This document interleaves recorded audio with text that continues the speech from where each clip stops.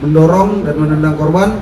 Saudara Joni mendorong serta meludahi muka korban. Alasan 3 pemalak di Oku Timur bacok sopir truk asal Lampung, kesal tak diberi uang Rp200.000. Polres Oku Timur, Sumatera Selatan berhasil menangkap 2 pemalak yang ikut terlibat aksi pengeroyokan dan pembacokan terhadap Pramono, 41 tahun, sopir truk asal Lampung. Permasalahan ini bermula saat korban menolak memberi uang Rp200.000 yang diminta oleh 3 tersangka.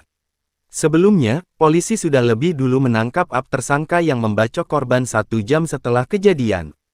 Sementara 2 rekannya sempat buron, namun kini berhasil ditangkap.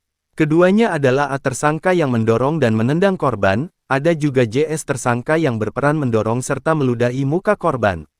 Penangkapan tersangka ini diperkuat dengan laporan polisi nomor LP-B 154-IX 2024 SPKT Polres Oku Timur.